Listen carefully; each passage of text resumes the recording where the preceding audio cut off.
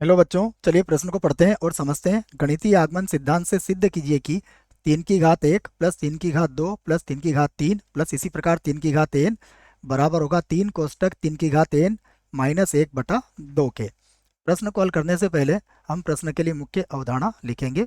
उसके बाद फिर प्रश्न को हल करेंगे। मुख्य अवधारणा। मुख्य अवधारणा में हम गणितीय आगमन के सिद्धांत के चरणों को लिखेंगे कि किस प्रकार से यहाँ पर उन्हें प्रयोग में लाया जाएगा। तो जब भी गणितीय आगमन के सिद्धांत से हम किसी प्रश्न को हल करते हैं तो उस पूरे कथन को हम पी ऑफ एन के बराबर मान लेते हैं। ये पहली बात आप याद रखें। उसके बाद उसमें एन बराबर 1 पर सत्यता की जांच करेंगे। यदि एन बराबर 1 पर कथन सत्य होता है तो फिर हम उसे एन बराबर के पर सत्य मान लेते हैं और उसके बाद उसे एन बराबर के प्लस 1 पर सिद्ध कर देते हैं। यदि के प्लस 1 पर भी सिद्ध हो जाता है तो कथन सभी प्राकृत संख्याओं के लिए सिद्ध हो जाता है बच्चों। तो ये बातें याद रखें आप। यहाँ पर के का मान सदैव प्राकृत संख्या ही लिया जाता है। आइए वही बात कर जो हमने मुख्य उदाहरण में बोली है उसी के आधार पर इसको हल करते हैं। तो मैं लिखता हूँ, माना माना दिया गया कथन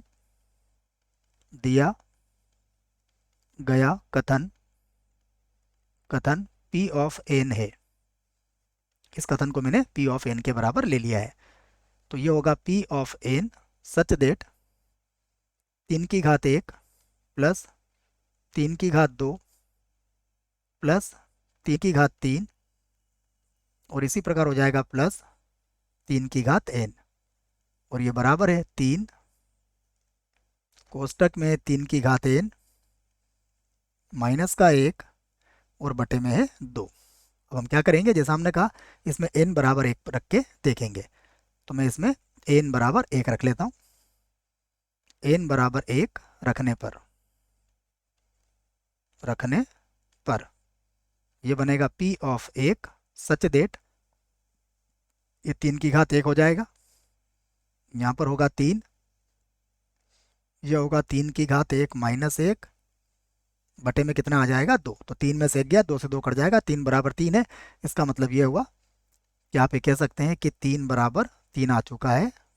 अतः अतः n बराबर 1 पर कथन सत्य है। और जब n बराबर 1 पर सत्य हो गया तो n बराबर k पर अब हम इसे मान लेंगे। तो इसी बात को लिख देते हैं, माना n बराबर k पर कथन सत्य है। ये हमने मान लिया है, जहाँ k कोई भी प्राकृत संख्या हो सकता है। तो अब क्या बनेगा, ये P of k such that ये होगा 3 की घात 1 3 की घात 2 और इसी प्रकार ये बन जाएगा 3 की घात k बराबर ये होगा 3 की घात k माइनस 1 और बटा कितना हो जाएगा 2। इसे बना देंगे समीकरण 1 और अब हम लिखेंगे सिद्ध करना है कथन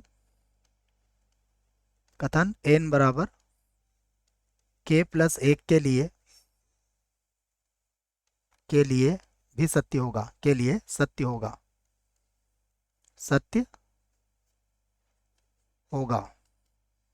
अब यदि इसके लिए हमें सत्य होगा बताना है, अर्थात अब n की जगह पर क्या रखेंगे, हम k प्लस 1 रखेंगे बच्चों ना। इसको होगा को एक बार और लिख देते हैं, तो सत्य होगा। ठीक है, तो अर्थात क्या सिद्ध करना है हमें, P of k plus 1 such that 3 की घात 1 3 की घात 2 प्लस ये हो जाएगा 3 की घात k प्लस 1 बराबर 3 कोष्टक 3 की घात k प्लस 1 माइनस 1 और बटे में कितना आ जाएगा 2। तो ये हमें सिद्ध करना है। जो सिद्ध करना है उसी का हम क्या ले लेंगे, बायां पक्ष लेके इसको हल कर सकते हैं। तो इसका बायां पक्ष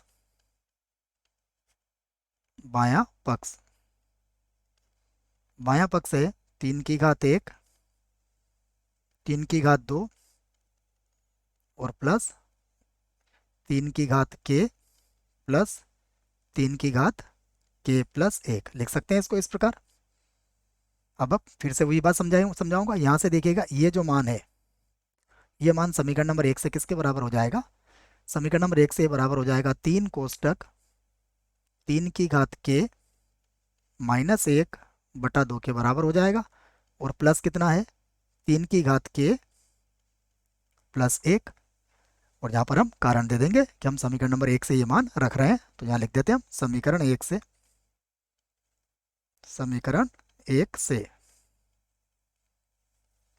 अब हम इसे भी मिटा देते हैं, इस कोष्टक को जो हमने बनाया था।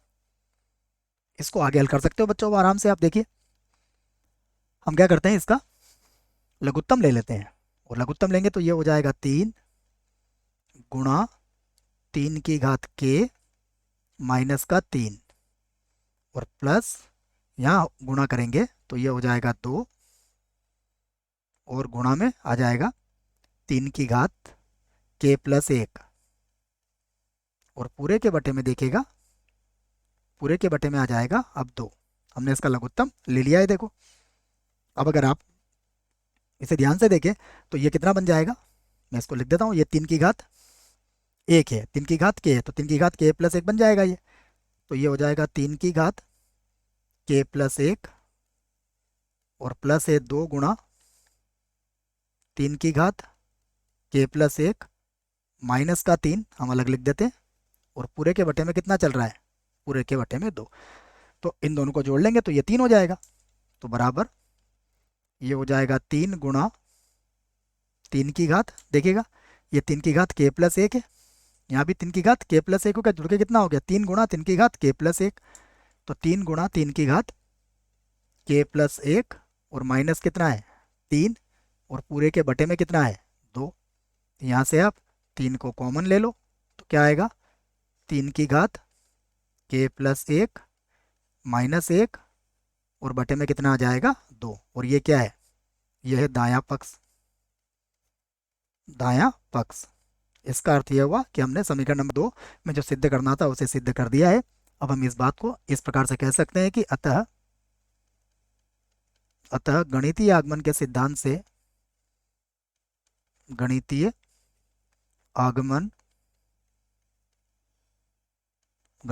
आगमन के सिद्धांत से, पूरा लिखना पड़ेगा बच्चों, सिद्धांत से कथन P of n belongs to capital N के